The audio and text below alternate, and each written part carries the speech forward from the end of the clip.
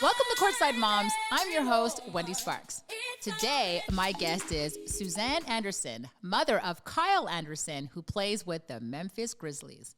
This is going to be a great episode. So let's bring Suzanne on the show. I feel so blessed to have you with me today, Suzanne. Thank you so much for wanting to be a courtside mom with me. I'm honored to be here. It's so nice to be recognized. So we are here to talk about your awesome son, Kyle. So take us back to the beginning where basketball started for him. At what age did he start? I believe that Kyle started shooting a basketball before he could walk. He would sit underneath his Little Tikes basketball hoop with a regular size basketball and try to shoot. And that went on for probably 3 or 4 months until one day I remember I kind of looked over and he was standing up and he shot the ball. He had no other incentive to walk other than to put the ball in the hoop. So as he got older, I started to notice that he really did not want to play with other toys. We had cars and trains and other gadgets for him to play with. And he loved this tennis ball. The tennis ball was his heart and soul. So then I started to notice that, Christmas came and the children were opening their gifts. Kyle is the youngest of 5. The children were opening their gifts and he was playing with the basketball. He wasn't in anything else we might have purchased for him. I'm thinking, wow, I could have saved a few $100s here by just getting tennis balls. That's awesome. And he decided, I think his dad has video footage where by the time he was 16 or 17 months, he was making 5 or 6 shots in a row on his Little Tikes basketball. And when he wasn't doing that, he was throwing the tennis ball against the wall to see where it would land. So I started to think, okay, maybe this isn't a good thing. Let me talk to the pediatrician about this next time I go, because he really had no other interest. I even took him to a train track and I was like, Kyle, the train's coming. And he's like, oh, okay. Really no interest. So by the time he was 3, he had named the dining room chairs.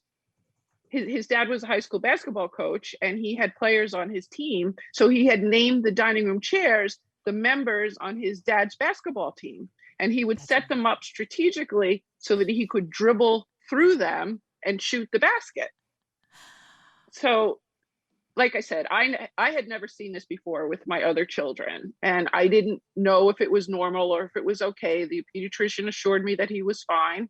And he just grew from there. He loved the game. He loved to watch. He got to watch Michael Jordan play the Knicks when he was 4. And it just took off from there. He never wanted to do anything else but play basketball. Wow. So I don't know if I should ask this, then how important was basketball to him growing up? Like, did he have this innate desire to play? Yes, I will definitely say that. And when I try to have the logical conversation that all moms try to have with their child, Kyle, this may not work out for you. We need to focus on some other things. And he looked at me and said, what do you want me to be? A science teacher? And I was like, whoa, where did that come from? It was almost like he practiced it. Yeah.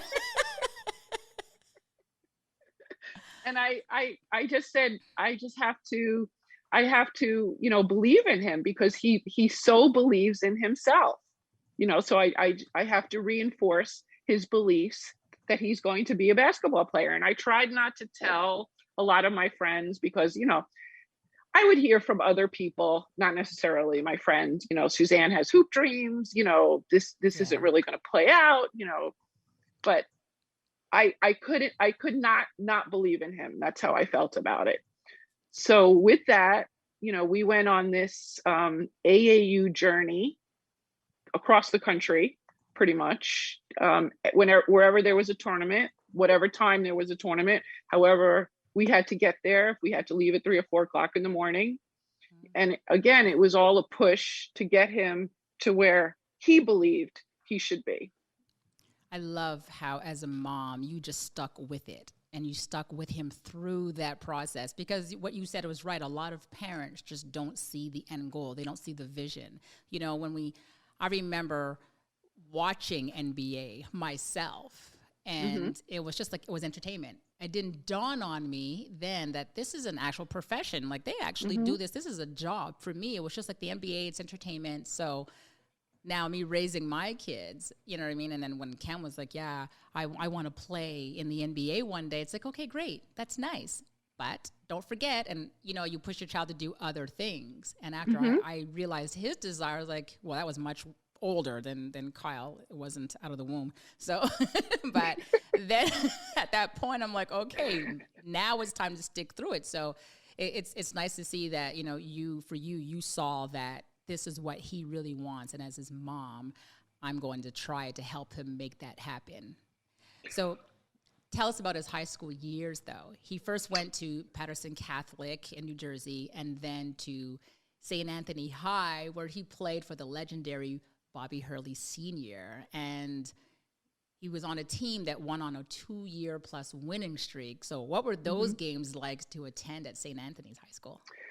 We wanted Kyle to go to St. Anthony's for his freshman year, but I don't think the universe wanted him to do that. I think he had some lessons to learn at Patterson Catholic.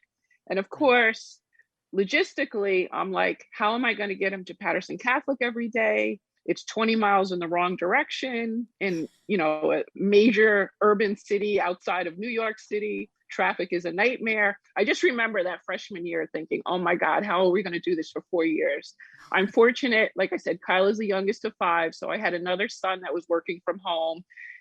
We would drive him out in the morning, and then his dad would pick him up at night.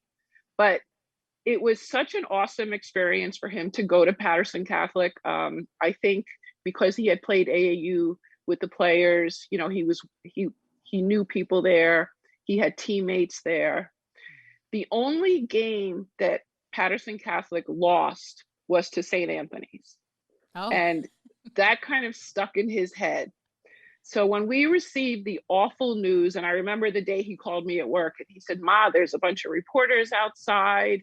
It was his sophomore year. And he said, there's a bunch of reporters outside. I think Patterson Catholic is closing. And I still said, no, honey, they're going to have a pancake breakfast. You know, we're going to pay all our dues. You know, it's going to be fine. Don't worry about it. A lot of pancakes, Suzanne. I'm thinking, you know, pancake breakfast. I didn't realize at the time. Everybody in New York buy one pancake and save the school. The Catholic Archdiocese was in such duress about these high schools. I just didn't think about it at the time. And we got the news that the school was closing. And I remember he went upstairs to his bedroom and he came back about 10 minutes later and he said, I think I'm going to be a friar. And I said, I think that's a good choice for you. He was a little bit nervous about going to everything he heard about the legendary Bob Hurley, about the, like running the drills with the T-shirts in their hands, cleaning the floor and everything. You know, he was a little bit nervous about that because even though his coaches at Patterson Catholic pushed him, he knew that he was in for it with Coach Hurley. Right. So Coach Hurley was Kyle was fortunate to land at St. Anthony's, and I feel like Coach Hurley felt the same way about him. And we also got Miles Mack, who was a junior at the time. So his junior and senior year, Miles was a senior. They went on to St. Anthony's and won every game. He went 65-0. Again, the only game he ever lost in high school was to St. Anthony's. And then I'm not going to, say the old, if you can't beat him, join him, but that's basically what happened. Yeah. And his junior year, they got to play St. Patrick's of Elizabeth. It was a mythical national high school championship. St. Pat's was ranked number 1 and St. Anthony was ranked number 2. I remember having such a stomach ache that day. Like I could not eat anything. Everyone kept saying, "Do you want something to eat?" And I was like, "No, I don't want anything to eat." That morning when I drove him to school, he said, "Ma, I'm not going to lose. This is my shoulda, woulda, coulda game, and I'm Yes. not going to lose this game." And Wendy, when I tell you, he literally willed himself to win this game. That's just how it was. That's And how it works. Michael Gilchrist was the star at the time, and Yes. Kyle managed to hold him with his defense. And, they just played an awesome game. And I just remember like it was probably like the happiest moment of his life, winning that game. So Wow. St. Anthony's was a wonderful experience for him. Bob Hurley and his wife, his daughter Melissa, his sons, they're a legend. And to get to play for an empire like that was truly, truly a wonderful experience for Kyle and kind of set him up for the next career. Absolutely. So he played in the McDonald's All-American, Nike Hoop Summit, Jordan Brand Classic games. So let's talk about those conversations you had around the dinner table. It was kind of at the time he had already committed to UCLA.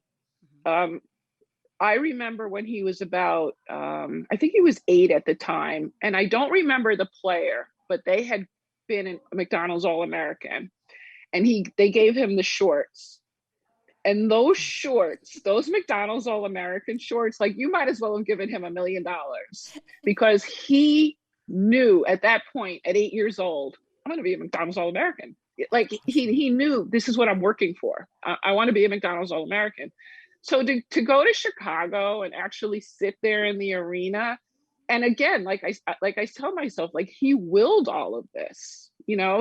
So many children have this dream to be a McDonald's All-American, and we're sitting in the stadium, going out to this Nike Summit.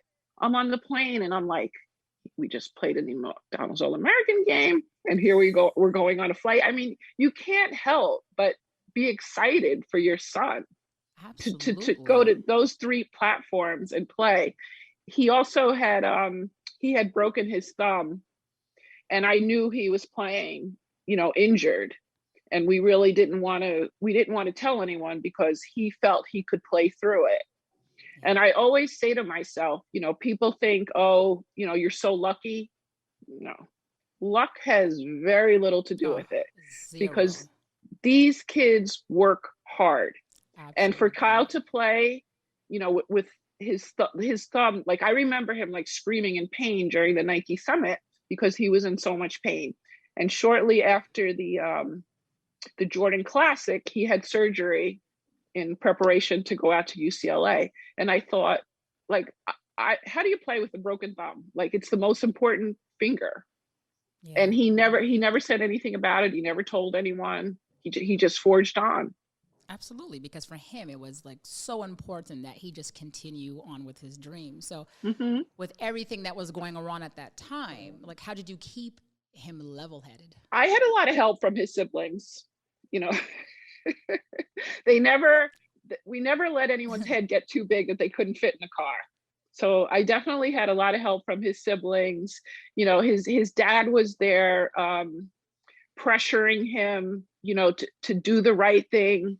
The one thing that Kyle had to learn was someone's always watching you off the court and on the court. And we instilled that in his Absolutely. Head. You could do something wrong and someone can report it back to UCLA or, it goes into the newspaper. You have to have good character all the time, not on the court, not off the court, just all the time. And that was a lesson that Kyle took to heart. And always, I'm not saying he was the perfect child. I don't believe anyone is, but he definitely realized. And I told him, I said, I read Wayne Gretzky's dad's book. His dad told him, someone's always watching you, always. That's right. I said, don't talk back to the refs. Don't talk back to the, people in the stands. Always try to have good character. And I believe he was very successful with that. And I remember one of the coaches that was recruiting him said, we don't really want a whole bunch of nonsense. This is really a competitive field. We want good families just because we don't want to have bad press. And it was a conversation I had with my kids. Not only good character for Kyle, but good character for the entire family. It just makes everything easier. Oh, for sure. So take us through the college recruitment process, the East Coast homebody going to California. Again, he told me when he was 12 that he was going to go to UCLA. Oh. I never thought he would go through with it. I said, there's no way he's going to leave me and go 3,000 miles across country. Like, this is just not going to happen. But he had a pact with Shabazz Muhammad and Jordan Adams that they were going to play together. And as we got closer, we narrowed it down to 5 teams. You know, I kept thinking, you know, he's not going to go to UCLA. He's definitely not going to go to UCLA. He's not going to go to the West Coast. But in my heart, I knew that's what he wanted to do. Right. And once we went out on the visit, I felt that UCLA was probably one of the most beautiful places on earth. You know, I don't know if they keyed the lavender sense or what was going on. I just remember standing there, you know, they were building the I don't remember the name of the arena at the time, I'm sorry, but it was just such a beautiful place. And Kyle was so comfortable there. And I had never been to LA. This was my first trip because I was busy doing AAU tournaments. Right. So I had never been to LA, but I saw it in his face and I knew that he was going to make this decision. I remember when he called Ben Howland and I remember Ben Howland screaming. He was barbecuing in his backyard and I remember him screaming. And I said, you know, this is just awesome. This was just meant to be. He wanted to be a point guard. He wanted to play point guard in college. Magic Johnson was one of his heroes, you know, and UCLA was the perfect fit for him. They welcomed him. So did you attend his UCLA games? And if yes. so, what were they like for yes. you? And in your opinion, how did the Bruins fans receive him? It was such an experience. I think I was younger at the time because I took this flight the other night and I couldn't believe, like, I used to take the red eye and go to work. So I'm not quite sure how I did that because I took the red eye the other night and I slept for like a week. That's amazing. Yeah, I truly don't understand it. I must have been so excited. The adrenaline must have been, you know, like going, you know, wild sure. because I never really felt as tired as I did when I took that flight the other night. But no, the fans embraced him.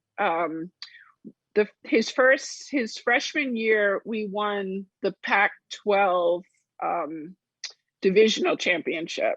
Mm-hmm. And then the next year we won the Pac-12 tournament where we beat Arizona. And we were in Las Vegas at the time. And Kyle had a little chip on his shoulder because like he kind of felt like he was the Pac-12 player of the year and they had given the award to someone else. And I remember him saying, I'm the Pac-12 player of the year. And I'm thinking, okay, Kyle. Yeah. Because now we're on a bigger platform, you know, that's and right. you're still you're still willing yourself into these positions. So we, you know, to play Arizona in Las Vegas, we were totally outnumbered. There were, you know, so many more Arizona fans than there were Bruins fans. And, you know, everywhere we went, you know, it was like bear down. And I'm like, wait, what's going on here? Because I had never been in a venue, you know, like that. And these Arizona fans were serious about this game. So I'm thinking, you know, like, what are our chances here? You know, like, what are our chances? And again, you know, they played a great game. Jordan Adams, you know, what we call made the money shot, which was the shot of the decade, and put them ahead. And then they scored a few more baskets. But that was huge for Kyle and the team to win the Pac-12 tournament. It was huge. So do you remember them playing UNLV? Because it was around the same time that my son was at UNLV. So they would have. So I want to hear your comments about the Running Rebels. I don't remember the game. I'm not sure if I attended. Good answer. No. You know, like it was always for me. It was like the games, like when I flew to, I think I flew to Portland, and then I realized that the game was like 60 miles away, and I only had like 2 hours to get there, and it was pouring rain. I'm like, I'm just gonna stay at the hotel and watch the game and wait for Kyle to get here, because you know, it was always Pac-12 is a great conference, but the cities are really, really hard to get to. Beautiful. I love them. But the cities are incredibly difficult to get to. I will never forget the times, that I did manage to drive. I drove to Stanford. Right. And then I landed in San Francisco and I drove to Stanford, and like Kyle just looked up in the stands and he was just so happy to see me. Aww. So a great time in the Pac-12. I'll never say anything bad about that conference. So in 2013, he initially decided to declare for the draft, but he later changed his mind and went back to school for another year. So I want the listeners to understand. So can you explain that process? Can you tell how he tested the waters and then what factor made him decide to wait? The NBA is definitely a man's game. Unless you're, a superstar like Zion Williams, it's definitely it's a man's game. I think you really come into your NBA professional body probably at 24, 25. I'm not saying that that's for everyone, but we definitely felt for Kyle. He needed a few more years of development. And although, everyone wants to go in the first round, of course, for a guaranteed contract. Do you run the risk of, going second round? Not that there's anything wrong with that, but you want to aim for the first round. Yeah. And I think, what if we would have missed winning the Pac-12 tournament? What a mistake that would have been. Yeah. So I was happy that he stayed. I was definitely happy that he stayed one more year. Right. So he thought that he better just develop more and have a better chance in 2014. And also, Coach Howland had left, and now Coach Alford was there. And Coach Alford, he was a Kyle fan, and we knew that Kyle was going to do well with Coach Alford. He wanted that point guard position, and Coach Alford was going to let him run it. So as a mom, running around with our kids daily and bringing them to their activities, practices, and games, it's just normal for us as moms. What was it like once he left for college and he had to do everything on his own, whether the cooking, bringing himself to the practices, to his classes, etc.? Like, was it hard for you to let go? And what was it like for you to parent him long distance? I did not realize that UCLA was such a commuter school. And I didn't realize, that the children went home on the weekends. So the first few weekends when he said, I'm here by myself, of course I wanted to get on a plane and, fly out there. But I realized I couldn't. Yeah. So, we kind of talked our way through it. He had a Patterson Catholic and players friend in Geo who was attending USC. So, he did well. He probably didn't eat the most healthiest foods. And we kind of laugh about that at the time because he clearly was pudgy, his freshman 20 year. He definitely was not eating he discovered all the Mexican restaurants, like all the sushi restaurants. And really no one was, no one was really focused on him getting the most nourishing meals. So that, that was a setback. And there was some other funny things that happened. He had left his window open one time and a bunch of spiders bit him. So we went to a game and his knee was all swollen just from these spiders. And I'm like, well, why'd you leave your window open? He was like, Ma, we leave our window open in North Jersey. I didn't know I couldn't leave my window open. There were funny things to learn along the way. But I remember like they had his knee wrapped up in plastic because he had all these spider bites. And I was like, what's going on in the dorms? Like, I don't want to go to your dorm room and find out, but what's, I never want to go there ever. I agree. So the second year he lived off campus and I think he was a little bit more comfortable, but I never wanted to see that apartment either. my two daughters, well, my youngest daughter had moved out, and then my oldest daughter moved out there also, and they did all the housekeeping for him. Oh, And nice. yeah, so it was, I would say it was a smoother year Right. After because that. they were there, Yeah. to help him with a lot of the housekeeping and stuff. The spider bites took me for a loop. Yeah, yeah. What's going on? Letting our children go so far, it's like you said, sometimes you're like, I cannot understand their thought process. Like my son too, I'm from Montreal, Canada, right? So Mm-hmm. he went to UNLV. Oh my Mm-hmm. gosh, that's a 6-hour flight and Right. 3 hours behind in time, right? So it Right. was just like, Right. for me, it was so different. And I did have to parent him through the phone, you know what I mean? And tell him, Mm-hmm. well, don't do this. Make sure you're eating this. And he was like, okay. And he probably did Mm-hmm. none of it. Probably not. He probably didn't listen to anything I asked him to do, which now I look back at it and I laugh because I know when I would tell him, make sure you're eating healthy. And he's like, okay. Whatever was put in front of him was whatever he ate, and it ended there. There was Mm-hmm. nothing to it until later on, right? So I just laugh when you say that because you just don't know.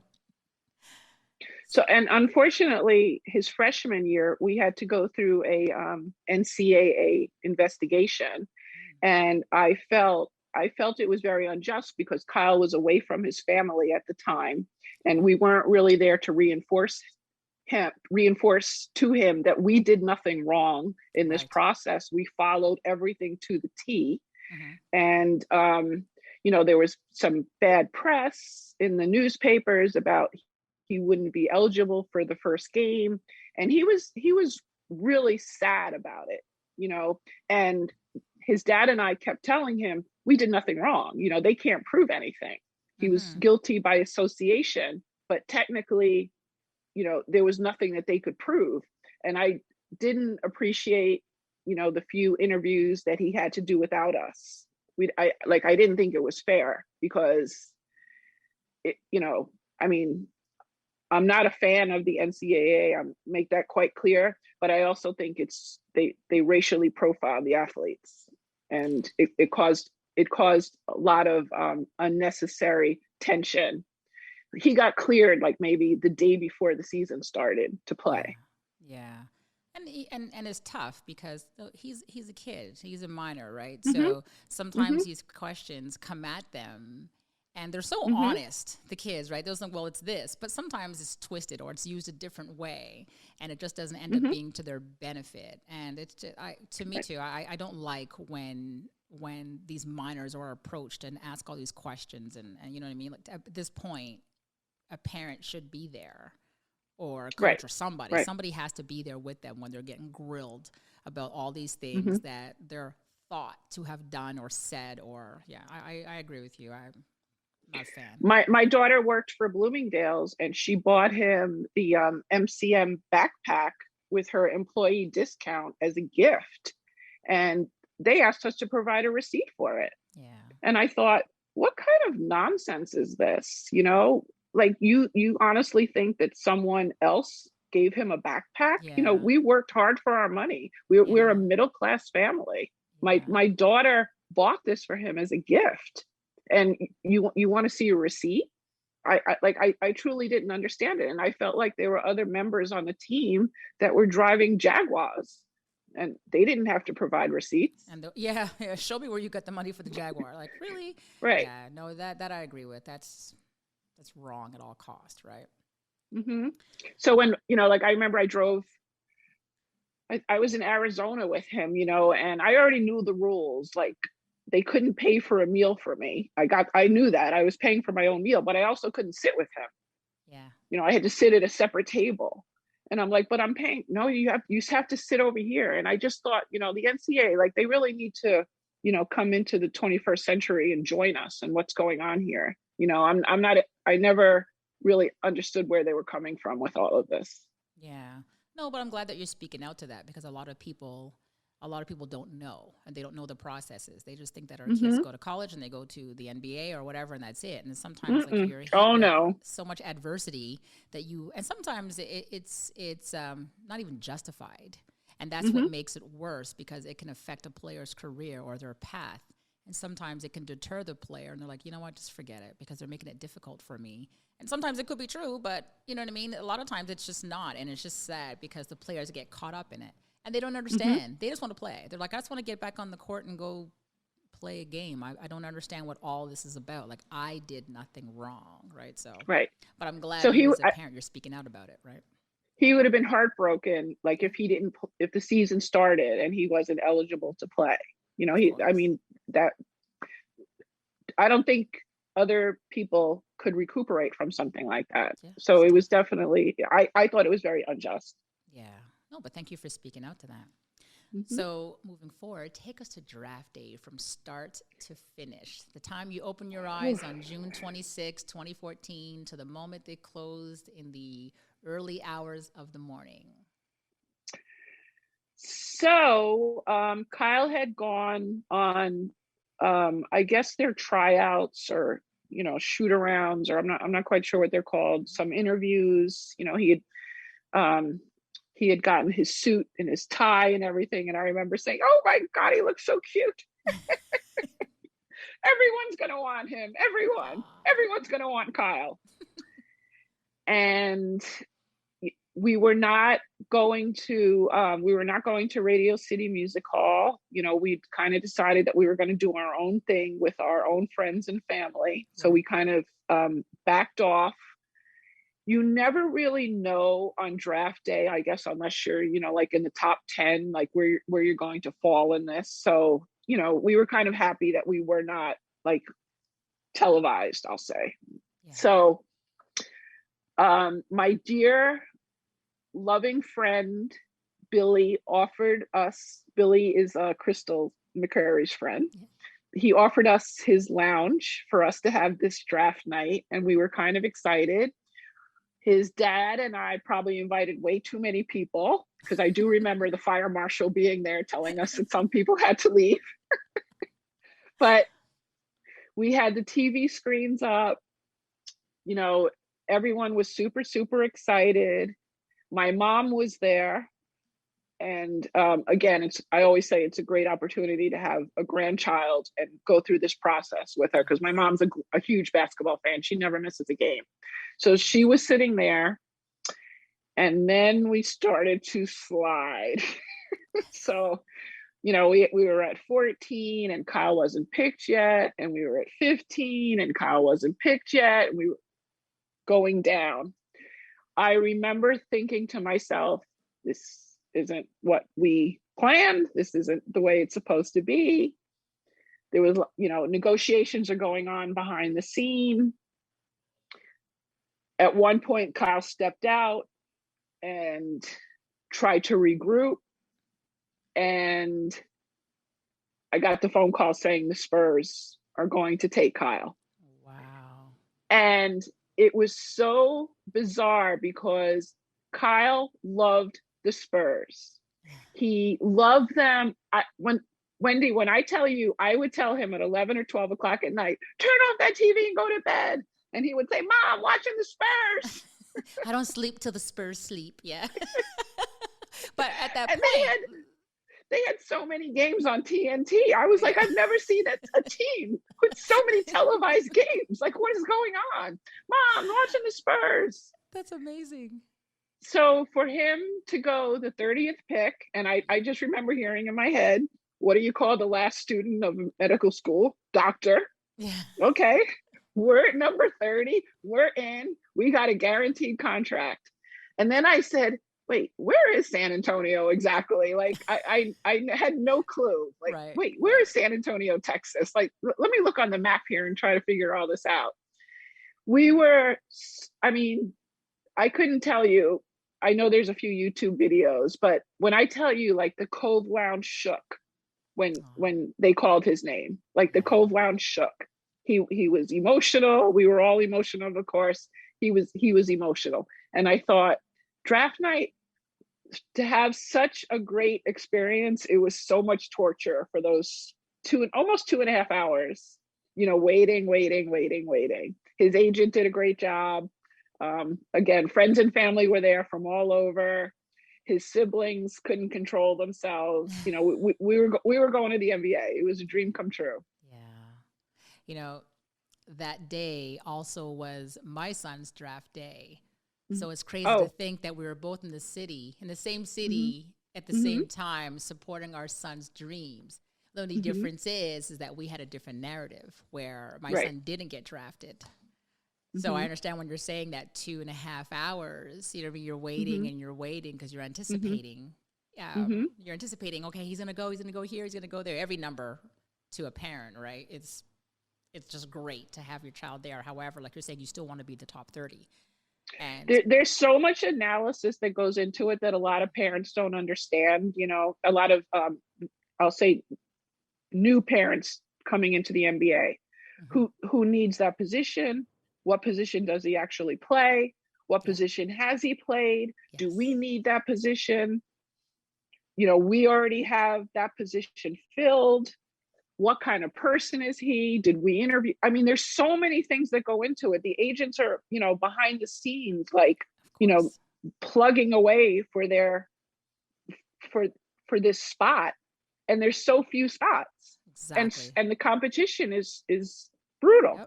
Yep. You imagine all the kids that enter the draft, and you imagine there's 60 players that are chosen, right? You know what I mean? From the first and second round. So like you're saying, you have to have somebody behind you that's really pushing you, because like you said, there's only so many spots, so many teams have so many, you know what I mean, open positions available. What do you do, right? So, and I completely understand what you're saying, because we went through the same narrative, right? Trying to get our son to the forefront. I think that he couldn't have landed at a better spot than 30th with the San Antonio Spurs to go through the development years with Coach Popovich, with Kawhi Leonard, with Tim Duncan. It was perfect. This was where he was supposed to be. However he had to get there, if he had to be the 30th pick, this was the team, and this is where he was going to develop. And I also felt it was such a great introduction to the NBA to have the Spurs organization to learn from. Right. You know, it's they taught me everything. Like when Kyle went to Memphis, it was such an easy transition because I had come from such a great organization with the Spurs. That's how I felt. So you actually moved to San Antonio with Kyle. So was it your plan all along to go with him no matter what city he got drafted to? I kind of felt, and his dad and I probably disagreed on this, but who's going to take better care of you than your mom, you know? And I kind of feel like there was a huge transition for Kyle to make at the time. I had just sold a business that I was running. I did construction in New York City, and I had sold a business. So it was just the right timing for me to go out to San Antonio. And initially I was just really going to set him up. Right. But I wanted to also learn how things were done. I knew at some point, you know, Kyle would want to take over his finances. You know, maybe he would pay someone else to help him with his, you know, household responsibilities. But I needed to find out how things were done so that later on, when someone else was doing it, I would know how it was done. That's how I felt. So I took my project management skills to San Antonio. Kyle always laughs, you know, because I brought pots and pans on the plane with me. So we could cook. Had none in Texas, apparently. Yeah. I didn't know if they were riding horseback. Like I didn't know if we were going to have to get a horse. Like I didn't know what was happening. She says we have it all in Jersey, so yeah. I'm bringing my car and my pots just in case. That's the best. And when I got there, I was amazed, you know, what a great city it was, and you know how progressive everyone was. You know, there were very few horses, and I was like, wow, there's everything here that there was in New Jersey. It was just amazing. Oh my God, that's the best guy. I didn't have to carry these heavy pots with me. So that I had to pay like an extra $100 for because they were too heavy in my suitcase. You could have just gone to Walmart, Suzanne. So tell me, do you remember, of course you do, his NBA debut? Like, were you present or were you watching from afar? I definitely remember the his NBA debut, the first time he's, got out on the court. I remember they almost called it technical because he didn't have his jersey and his shorts. Um, Again, he's out there on the court with legends, with Tim Duncan, Yeah. who there was a poster in his bedroom for a long period of time. I was not that familiar. Like I said, I was a Knicks fan growing up. My dad was a Knicks fan. I really didn't know that much about San Antonio, except they were on TNT a lot.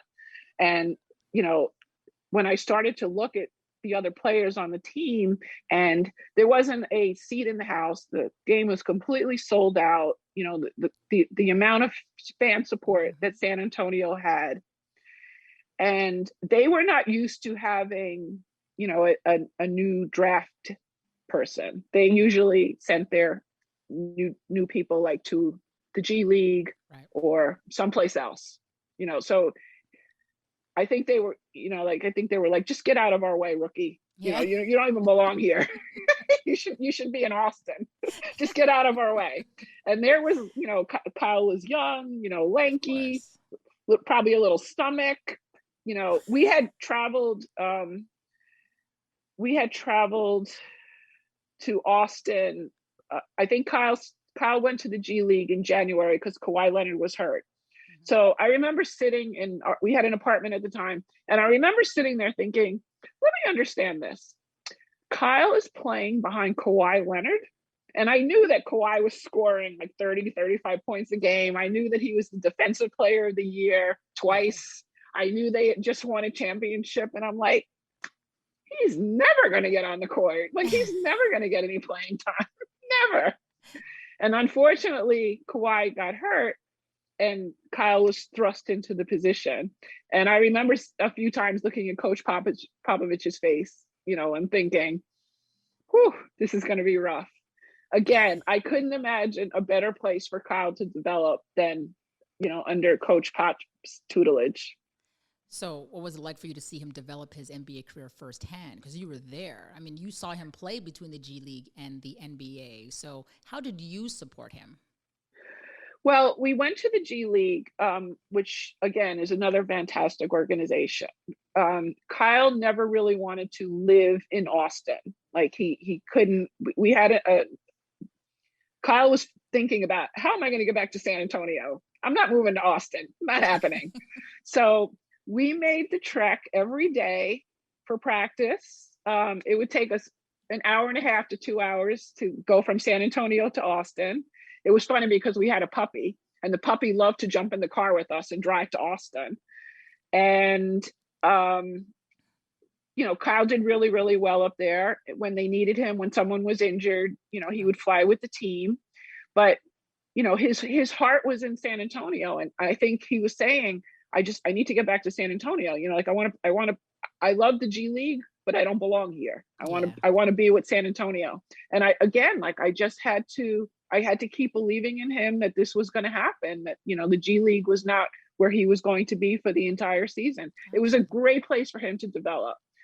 I didn't like it because the games were over at 11 and we had to drive home at, 2:00 in the morning on 35. It wasn't a pleasant experience, but it was a great organization. The coaches that he had there were wonderful. They've gone on to, wonderful NBA coaching careers. So I want to give a special shout out to Color Clean Soap for the amazing care package. They are keeping hand washing fun for everyone, especially our kids. After being in the gym or out on the playground all day, I know how difficult it is to get our kids to wash their hands, and Color Clean has come up with a fun way to do it. Kim, Dre, you best be listening. Check out colorcleansoap.com and use the promo code CSMOMS for 10% off your first order. Happy hand washing. So compare the NBA in-game experience, and how did it differ from the college games? Oh my goodness. Those college athletes play for the love of the game. That's how I felt. They played their hearts out with the concept that they may never, ever have an NBA career. That they just played, and they played so hard. And that's what I saw in them. They just wanted to to move on, Yep. you know, and win games. And they were thirsty for wins. The NBA is a lot more I don't want to say commercialized, but you know, it's a business. Yeah. It's a big, you know, money making business. And college, you're playing for the love of basketball. Absolutely. That's how I felt about it. Yeah. So during this time, you and Carl went to China. So take us to that amazing summer trip. How did it come to be? You like reuniting with your family? Kyle UCLA had traveled to Beijing and Shanghai. Kyle's the summer of before his freshman year, Okay. and they were going to play 3 games.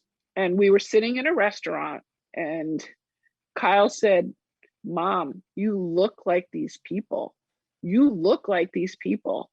And he probably planted a seed in my mind that these are my relatives. You know, I'm from here. I could possibly find them. It was kind of, you know, like in the back of my head, I could possibly find my relatives here. I had no idea what city, so many people, but I kind of thought it was possible. Right. So when I was in San Antonio, I had a lot more time because Kyle was on the road. I just did ancestry.com. Nothing, China doesn't have any records in there, you know, so it was more or less, let me try and trace the Jamaican side and maybe I'll find something. My uncle was about to pass away, and I kept asking my other uncle, ask him where our grandfather's from. Ask him where our grandfather's from. And no, today's not a good day. He's not feeling well. Today's not a good day. Today's not a good day. And then he said, again, by the gift of God, tell Susie that we're from Shenzhen. And I had that little hint. That's all I needed. That's all I needed. Shenzhen. Yeah. So I started, you know, like I started going back again with my Jamaican relatives, and I was fortunate enough to meet a friend, Paula Madison, who had the same exact story that I had. Her grandfather came from Shenzhen to Jamaica to St. Anne. He opened up what they called a chinny store, which is a bodega in New York City terms. And they worked the sugarcane plantations until after slavery ended, they saved their money. They opened up these stores. My grandfather and his brother came from that same route from Shenzhen to St. Anne, Jamaica. And I did the ancestry DNA test, and maybe 4 or 5 months later, I remember I was driving. You're not supposed to do this. Don't ever do this. I looked at my phone. There was an ancestry hint about my grandfather. I immediately pulled over. I emailed this person. His great grandfather and my grandfather were brothers, and he had his great grandfather's death certificate, which listed his birthplace. And through that, I was able to connect with a city where my grandfather was born. That same person, his father, was in Hong Kong doing business and heard the whole story and traveled to Shenzhen and spoke to the people in, I'm not going to say it right, but Pinghu. And they were able to tell my distant uncle where our relatives lived. Wow. I could not believe it. He saw in a jiapu, which is all our Chinese ancestors, which dated back 2,000 years, there was a picture of my grandfather. And honestly, the only reason why I wanted to do this was my mom had never seen a picture of her father. She had no idea what he looked like. He left the family, and I don't really get into why he left or how this happened, but he left my grandmother with 13 children and went back to China. And my mom was the 13th child. So she never saw a picture of her dad. She never knew anything about him. So I was saying in my mind, I just want to show my mom a picture. I just want to show my mom a picture. that wasn't good enough. Yeah. No, No, you picture needed wasn't to good go enough. there. Yeah. We have to go there. We Yeah. have to meet these people. For a long time, I mean, I knew my ancestors were from Jamaica, but I also knew, that there was more to the story than Right. Jamaica. It didn't end in Jamaica. It didn't begin in Jamaica. Right. So I spoke to Kyle about it. I kept doing the research, and I said, "Come on, a trip like this. I mean, of course, you have to have the funds for it. It's nothing. It's nothing where you're just going to go to So, Shenzhen yeah. and not speak the language and not have translators and not have Right. your logistics worked out." So I was fortunate enough at the time to work with Acorn Entertainment, who had heard the story from Kyle's agent. And when I tell you, Wendy, they did everything from the time we got off the plane till the time we went to the house that my grandfather was born in. And all along the way, took such good care of us. Yeah. My relatives speak Hakka, and we had a Mandarin translator so that we could speak to them in Hakka.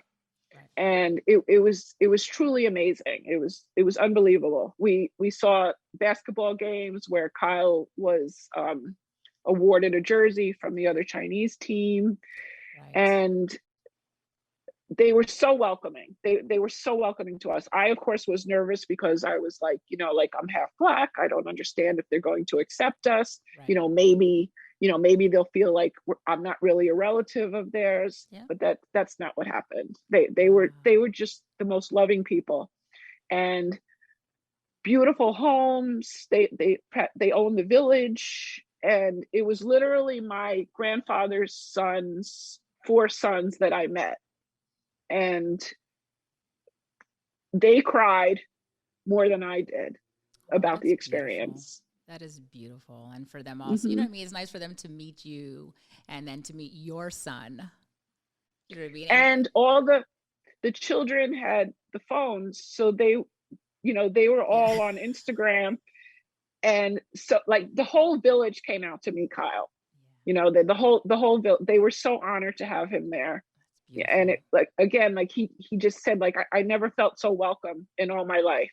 Yes, I actually So, saw a picture of the jersey swap, which I thought was just hmm, was beautiful. I was like, this is amazing. You know what I mean? Like he's yeah. learning more about his heritage and where he's from and learning about his family. So that is makes me wonder, do you think sometime in the future he would maybe do a camp or some sort of, I don't know, event or in China? We wanted to go back, of course, because of the pandemic. We couldn't. Mm, We wanted to go back last year, and that didn't work out. We're definitely hoping to come back. The nice thing is that we speak to our relatives now. Kyle has a Weibo account, and you can say that a lot of professional athletes, go to China, but Kyle's actually from China. yeah. So that's the difference. Yeah, He's absolutely. actually from China. Yeah.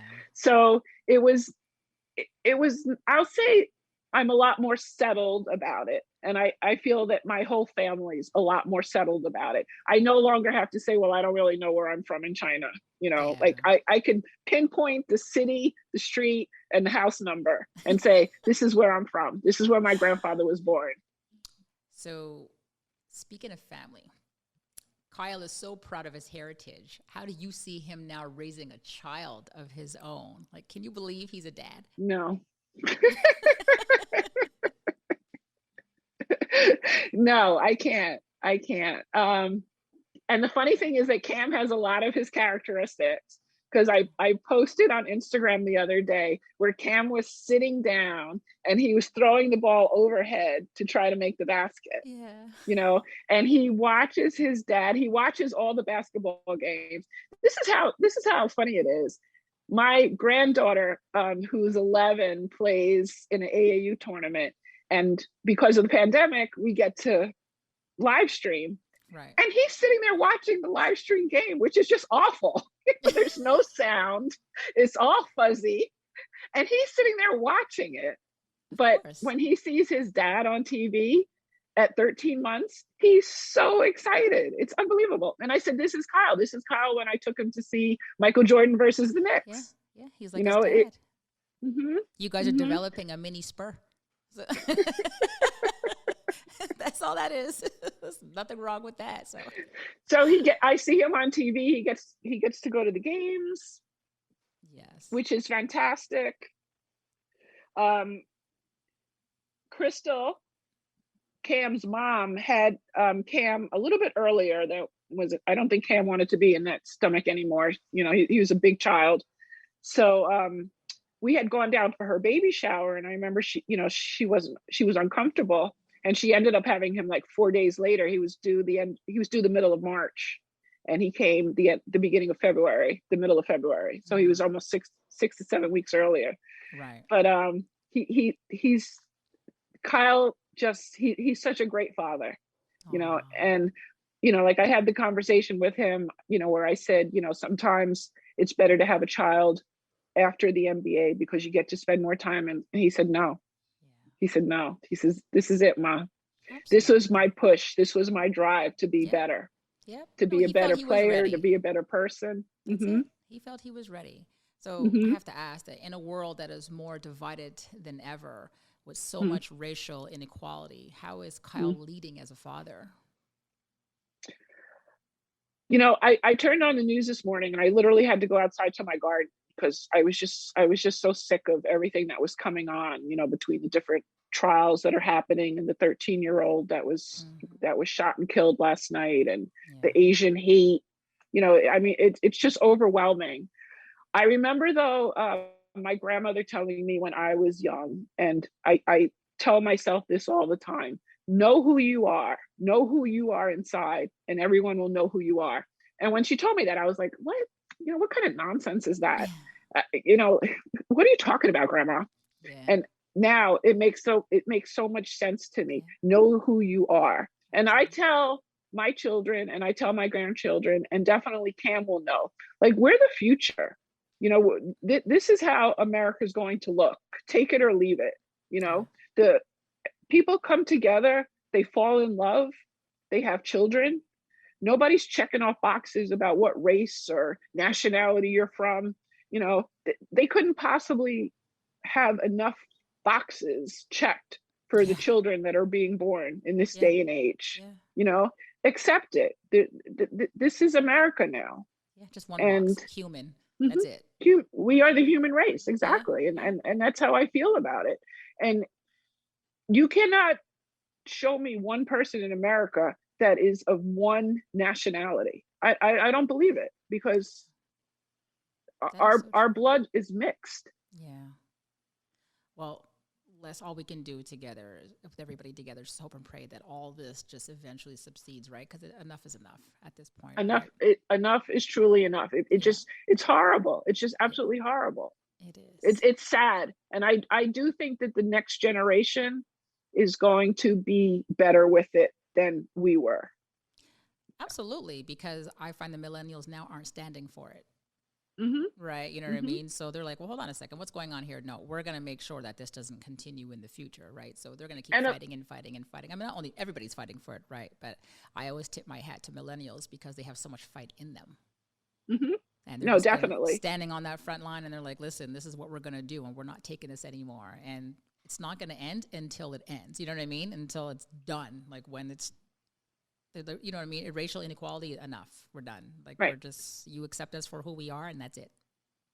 I don't like, when people condemn the NBA or the NFL or, whoever for taking a stand with this. But again, enough is enough. This cannot keep going on. We can't have a basketball game in a city where a person was just murdered and act like everything's okay. The social injustice platform, the professional teams have to take a stand. Absolutely. I mean, this is not new stuff. The only difference now is that now it's there. People are showing it, where before it would happen and you would hear about it, but now it's all in the forefront, right? So I was so happy to see the athletes take a stance, like you said, and just say, you know what, we're done. We're not doing this. It was actually Yeah, it was my son. He played for the Magic at the time, and in the Hmm. bubble, the Milwaukee Bucks walked off the court, or they didn't come out the locker room, and it was during that Right. game. It was Magic versus the Bucks, and I remember asking him so many questions that day. Well, what happened? What was going on with the players? You know what I mean? What was going through you guys' minds? Did you guys talk about it in the locker room? And it was just like at one point they were done. They were just like, listen, we have to do something. Our voices need to be heard, because Right. there's one thing just complaining about it, but there's one thing when you're going to stand up and say, you know what, we're not going to continue playing. And that was a way for them, in my mind, to get the organization behind them. You know what I mean? And it worked. It worked. And they have to Yes. start somewhere. So I'm happy that the players used their platform, because that's important. So to And me, I feel like I've had to stand up. I feel like I've had to stand up and say, like, no, we're not going to shut up and dribble. No, we're not going to just act like none of this is happening. No. yeah, I had, of course, like everyone else, I had people on social media that wanted to say, oh, these athletes are clowns, they should just play. No, that's yeah, not how it's going to be. yeah, We're going to take a stand. yeah. No, I love how, especially for you, because I look at you and you're a woman who's, you're a minority. You're Chinese in you, and you have, and you're black. So it's like it's fantastic, because for you, I can always see this resonating really hard for you, because it's like both sides. You know what I mean? Right. You have this Right. hatred. You know what I mean? People look at you, and it's like, I don't want to say you, but you know what I mean? Like, people look at you, and the public can see you as a threat or as a bother. Why? Because of the color of your beautiful skin, and it's just ridiculous. I'm also pretty vocal too. I'm really Yeah, obnoxious about that. no, it's not obnoxious. It's you know what I mean. You're standing up for. You're a human. Hmm. You're human, and you're standing up for who you are. So good for you. Good for you. Thank you. And moving forward, all we can do is pray, right? And just hope that this all Hmm. eventually just And stops. again, I would like to see my children, my grandchildren, my great grandchildren not have to go through this hatred. We've endured it for a number of years, but enough is enough. Yeah, yeah. So, on a positive note, after 4 years with the Spurs, Kyle later signed on with the Memphis Grizzlies as a restricted free agent. He had the Hmm. ability to choose his future and select the team that he saw the best opportunity for him. So, why Memphis? You know, I remember the weekend that we were trying to decide, like where our future was, and Kyle said, "I'm going to go home to New Jersey." I said, "You know what, Kyle? Let's pack up the house and go home to New Jersey." Because I kind of felt like our days in San Antonio were ending. Right. And and you can appreciate this, Wendy, I did not want to have to come back to San Antonio a few months later and pack up the house myself. So I Yeah. said, even if we re-sign with San Antonio, we'll find a nicer house and we'll come back. But I said, let's just go. Let's just take everything with us. Did you take your And pots? yes, Just asking. yes. So now we have like this huge, like 5-bedroom house. And it's like a Friday night, and Kyle's like, all right, I'll see you later. And I'm like, okay. So, I called the moving company, and, we're back in New Jersey. So I'm a little nervous, but not, like I kind of feel like, again, everything's going to work out because Right. Kyle has willed this for himself. And Right. Kyle, I think he was on the beach in Point Pleasant, and he got the phone call, Wow. and I think he sat back for a minute Hmm. and, absorbed all of it. Absolutely. And then, you know, probably called me maybe 2 hours later or something. And it was a dream. It was a dream come true. It was financial freedom. It was an opportunity to play for a young team with a great coach. It was everything. We Right. already had our plans to go to China, like in the works. So Right. for him to be able to sign this contract and then go off to China and then come back and move to Memphis, I mean, what Yeah. it was the best of everything. So he's really coming into his own with the Grizzlies, having a career Hmm. year. What can you Yes. attribute his continued growth to? He had thoracic outlook syndrome. So he had to have surgery in April of 2019. And as a mom, you can definitely understand, like, they took out his rib, you know. I don't care what anybody else said, like, that was a huge thing for me. His dad and I were in Dallas, and the surgery was supposed to be 3 or 4 hours, and it was 5 or 6. And you know, you look at your son in the hospital bed and you think, this might be it. Like, he may not recuperate from this, you know, like this could be it for him. So many young athletes, you know, have had these injuries and not come back from them. And we were kind of watching Marcel Fuchs, because he had the same injury and the same surgery, you know. And again, you know, Kyle said, no, I'm going to recuperate. I'm going to come back. I'm going to come back. I remember he was laying in his hospital bed, and Coach Popovich called and had some good words and kind of raised his spirits. I went out, I left the hospital room and I went to get something to eat, and I came back and he's hooking up his PlayStation, and I'm like, oh yeah, we're good. We're good here. You know, we got the NBA going, the NBA 2K going. He's hooking up the PlayStation. You know, we're good here. He knew what he had to do to get better and run away, right? So, and he went out to LA and he had wonderful care out there. He had a great shooting coach. You know, he had to basically learn how to shoot all over again with the injury. And he was not supposed to play. He was not going to play the next season, you know, until he recovered. And he started with the team, like, you know, right away. So this year we see the benefits of the surgery. We definitely see he's no longer in pain. He no longer, like, he had a tingling sensation in his hand, and that's gone now. So the surgery was important, but it was more important that he felt healthy and confident. That was the Kyle that we were missing. So let's talk about his on-court nickname, Slow Mo. Where did that come from? So there's a lot of people that want to take responsibility for this, you know, but he was in Dallas, and I'm not going to remember the name of the team. It's probably better anyway, but it was an AAU team. And they were like, he's so slow. Like, he plays so slow. He's so slow. So they just started calling him Slow Mo. The Spurs weren't a big fan of the nickname Slow Mo because, of course, in the NBA, everyone's fast, and you know, you got to move fast. But he's methodical with his movements, and he kind of lulls the defense to sleep when he's making his plays. We became an LLC under the name Slow Mo. And it's been good for him. It's catchy, not something you want to hear in the NBA. You know, his name isn't, you know. I absolutely love it. I mean, I really do. To me, he plays the game at his own pace. He doesn't allow others to dictate the way he plays. He's always in control, even if it's in slow motion. So.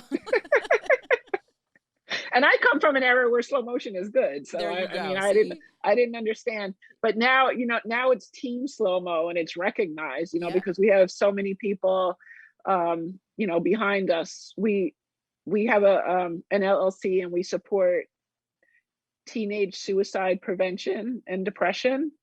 And from that team slow mo, you know, we donate a lot of money to an organization called Erica's Lighthouse that goes into the schools to try to address teen suicide, all based on, unfortunately, a childhood friend of Kyle's, Paul Kim, who should have been here with us on this journey, and took his life Kyle's first year in the NBA. Right. So that's why he did the clinic, the Celebrate Life Day. Yes. We also do a lot of things now, like during the pandemic, we had a food drive, and we do other things besides the clinic. But Celebrate Life Day is no matter what's going on in your life, no matter how bad you think it is, no matter how bad you think your future looks, we want you here. We need you. We're celebrating you. And we try to instill that in the children that come to us, And I mean, of course, like we're in a middle class neighborhood, but there are children that are at risk. Yeah. We want to reach them. We're going to give you Kyle. Kyle's going to come to the games. We have great coaches. We have coaches that fly in from all across America, women coaches. We use local refs. You're important to us. Yeah. We're gonna give you a good day, but we're gonna be with you the next year and the year after that. We weren't expecting the pandemic, but this would have been our 7th year. Well, as a parent, I get to say thank you, because that's a beautiful platform that you and your family are donating to. It really is. It's such a great, great cause. A lot of players do give back to the communities for various reasons, but I love that you're giving back to help teenagers against depression and suicide. So I think it's a beautiful platform. It was so personal to us. I mean, I think a lot of athletes will choose something to, for a cause, but we were unfortunately handed one. Right. And we're very, it means so much to my family. Right. And it means everything. Yes. I just love the fact that you're doing something with it and you're doing something for it to help. So I think that's amazing. So, and we wish we would have known the symptoms of Paul. Yeah. And now I think like in 2021, it's more talked about than it was back then. Absolutely.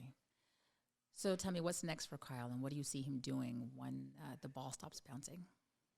I think, because Kyle is slow-mo, he's probably not the most athletic person on the court. So his body has been kind to him. Yeah. I think he's got a few more years, in the league, and, we'll see. I think Kyle would be a great coach no matter where he went. I remember Coach Popovich saying, well, we're just going to do whatever Kyle wants us to do. Yeah. Because he has very, very high court IQ. So I think he would be a great coach. And I'm not talking about the NBA or college or anything like that. Wherever he decides to find his niche, I know he's going to be successful with it. He can relate to the kids. He's the youngest of 5, so the kids love him because he's a big kid. But I also think, wherever he decides to coach, I think he'll be really good at it. Absolutely. Hey, maybe one day he will be coaching Cam, right? Yeah. Yes. That's another podcast though, because like I said, his dad coached him. And I remember it was difficult. It was difficult. I remember seeing like the cell phone on the kitchen table and him downstairs in the basement. And I'd be like, He's like, I'm not answering my phone today. That's awesome. Or a look, like if he didn't play well in a high school game, he would give me that look. And that meant I'm going home with you, not my dad. Yeah. He's like, let's go, Ma. Yeah. So. Yeah. Okay, so let's learn some fun facts about Kyle. What is that go-to dish that you make that he just absolutely has to have? Macaroni and cheese. Yes. Definitely macaroni and cheese. That's been his favorite for a while. It's kind of everyone's favorite, but it's definitely his favorite. I can only imagine. I'm trying to think how many moms has said that answer. I have to look. I am going to look that up because that's very interesting. It just seems like all of our boys love macaroni and cheese. Yeah. And I mean, it's not anything, extravagant, but it's definitely something that warms his heart.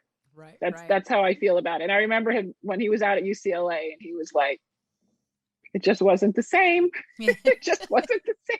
No, mom's mac and cheese is that's where it's at. So well, it's cooked with love, of course, right? Thank you. It's not the same. Like nobody in the dorm makes it with love. They just slam it in the pot and keep it moving. So what was one item as a child other than a basketball that Kyle couldn't live without?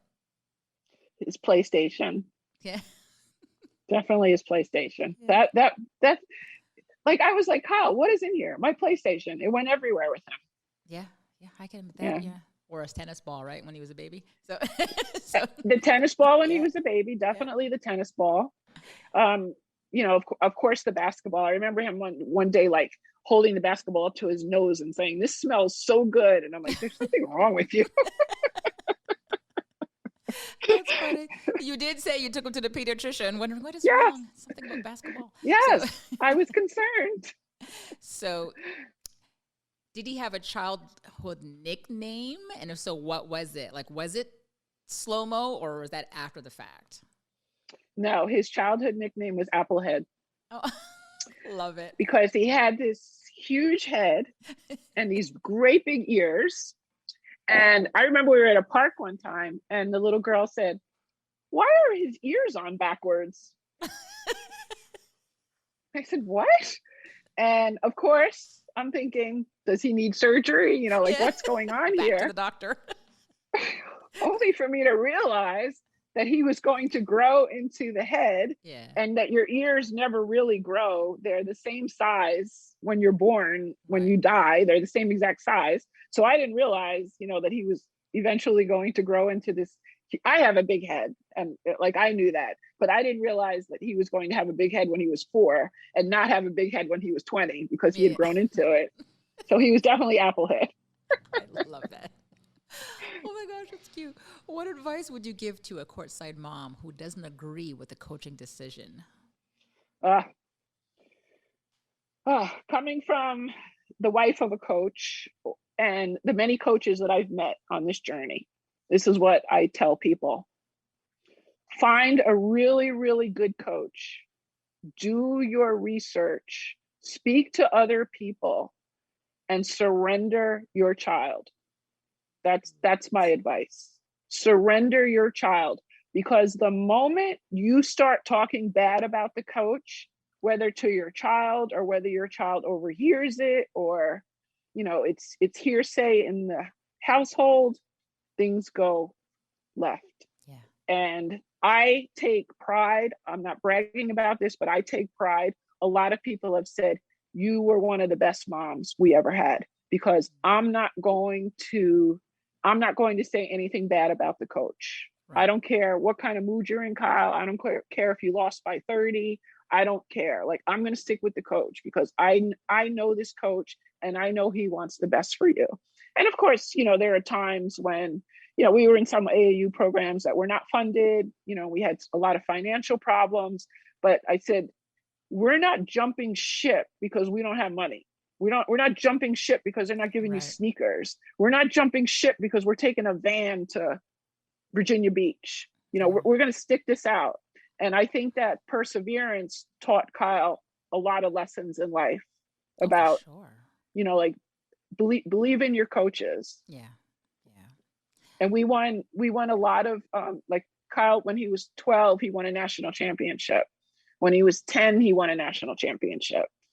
I could go on and on and on. These were working men with families. That's right. They weren't on the college level, but they believed and had a program that was responsible. So do your research and don't talk bad about the coach. Absolutely. And don't quit. Stick with that team. Stick with it, because you know what? There's going to be a lot of adversities in everything we do, right? You just have to learn how to deal with that challenge. Throughout your whole life. Absolutely. Throughout your whole life. In the workplace, in the NBA. Fix the problem and move forward. Absolutely. So what advice would you give to a player on how to deal with a tough teammate? Another lesson that I learned in San Antonio, and it was probably a conversation because Kyle and I, driving back and forth from Austin, we had a lot of time to chat about these things. Unless you're in practice with an NBA player, and I believe this is true for most sports, these people work incredibly hard. The human spirit that drives them to be professional athletes, if you're not exposed to that and you don't see it, you're really in no position to tell anyone that they're not good or not great or they have an attitude. Because again, these people work so hard. And I was reading on social media the other day about one of the teammates on the Grizzlies, and I just love the way that his team defended him, you know, and said, we lost as a team. We play together. We Right. lost as a team. That he didn't lose the game. We lost as a team. Yeah. So I bring that into like a difficult player. Kyle probably had some difficult players who wanted him to be better as a person and as a player, but it was for a good reason. Yeah. It was always for a good reason. So again, take their advice and be better. Yeah. And last question. If you had one piece of advice for another courtside mom, what would that be? Do this. Be with Wendy Sparks and say what you need to say. I always say Maya Angelou had the best line. There's no greater pain than an untold story. We have stories. We were there. We were there at the beginning. You know, hopefully we'll be there, you know, long afterwards when I'm raising Kyle's grandchildren. Tell your story, because it's a wonderful story. Little Ballers was a wonderful story. Yes. You know, these children, they're so innocent and they want this so badly. Absolutely. And when your child goes to the NBA and follows his dream, it's your dream too. For sure. I think this is going to be something that you and Cam will be talking about one day, just driving down the street, and you're going to be able to tell him his dad's story and where it all began as you're driving him, Grandma, to his basketball practice, right? Yes. When he's going to be like Dad and he's 5 years old and he made his first 3-point shot. That's going to be you with it. Well, I'll tell Cam, like, I don't think, you know, like Kyle would have 1 point after we drove like 60 miles. And I'm like, look, you at least have to make as many baskets as it costs me to get here. Yeah. Oh, that's the best. Gas is expensive. Yeah. I said, the toll is $15. You have to at least make 15 baskets. See, that's good advice right there. I like that. That's advice you're going to have to tell everybody. I love it. I love it. Yeah, that's something we're going to have to post. I love it. Suzanne, oh my gosh, this was fantastic. Thank you so much for coming on Courtside Moms and sharing your story and Kyle's story, because it's so important for everybody to know your role as mom and what you did and what you contributed to get your son to the pros, because obviously they cannot do it by themselves. They just can't. Nobody can, right? We need our community, and like you said, nobody can take care better than a player than their moms. I agree with that. Yes. Well, thank you for coming on Courtside Moms. Thank you. Thank you for having me. Absolutely.